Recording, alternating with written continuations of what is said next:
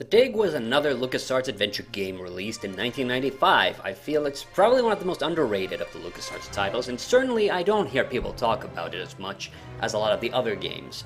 But when I had a chance to play through it, this game actually jumped straight into my top 5 of favorite LucasArts titles. The plot is a bit complicated to explain, but I'll try to give you a general impression here. A giant asteroid is heading towards Earth. So a team of experts, including a geologist, a military commander, and a reporter, are sent to detonate explosives on its surface to try to divert the asteroid. Inside the asteroid, they discover signs of alien technology and a puzzle which they solve and are suddenly whisked away to an alien world. Once they get to the alien world, the crew of Commander Lowe, reporter Maggie, and Dr. Brink start exploring to find a way home and discover many weird things about the aliens that used to live on the planet, including some green crystals which can resurrect once dead things. Lowe and Maggie split off for a while when Brink is accidentally killed, but then brought back to life. But something is a little off. That's about as much as I can tell you about the plot, without completely spoiling the game, but I do have to give the game's designers credit. The game has a really haunting, but also a weirdly serene atmosphere. The whole design and look of the alien world has a barren beauty to it, which I love. The Dig was apparently a bit of a problem child project. It was being planned as far back as 1991, and even Steven Spielberg had a hand in designing the story. The final end product was finally headed by Sean Clark, one of the head designers for Sam & Max and Escape from Monkey Island, but only after the game had already switched hands several times. However, this doesn't actually show so much as the game's puzzle design, and the flow of the story is just excellent. I love the mystery of the alien planet and how the design of the game allows you to explore and work out puzzles at the same time. The Dig is one of those games that manages to create a true sense of isolation, as there aren't too many times you actually get to talk to someone. Yes, you can call Maggie for help, but a lot of times you have to rely on your own intuition to solve puzzles. And I have to say, almost all of the puzzles are well designed.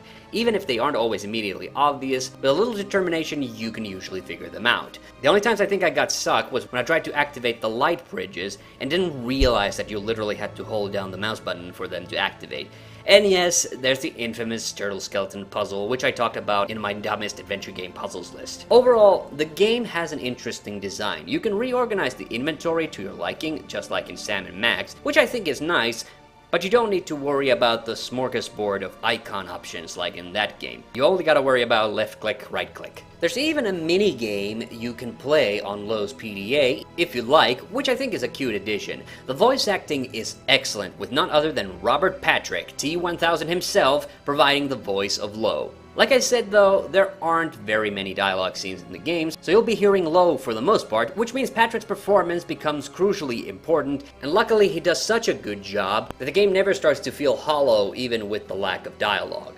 The music of the game is very laid back and atmospheric, perhaps not making it very memorable, but at the same time it really fits the mood of the game. And the composer is, of course, Mr. Monkey Island himself, Michael Land. Now, while I praise the graphic look, I particularly love how each part of the island you go to, the rocks are always a slightly different shade, making distinguishing where you are easier.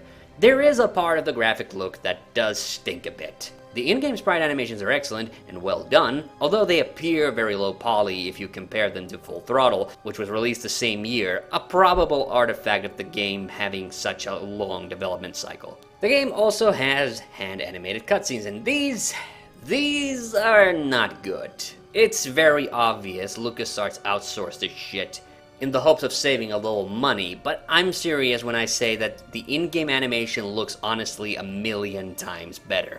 The art just has that super cheap straight to VHS animation look. And considering the art director Bill Tiller went on to do such a fantastic job on both Full Throttle and The Curse of Monkey Island, I'm inclined to believe this was a one-time fuck-up which LucasArts luckily learned from.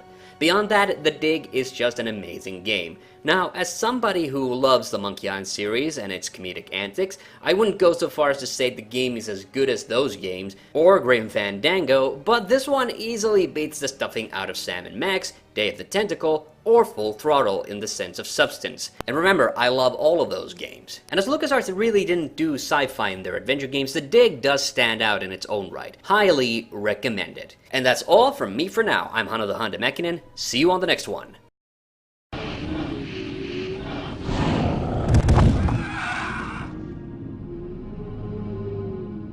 That worked out rather well.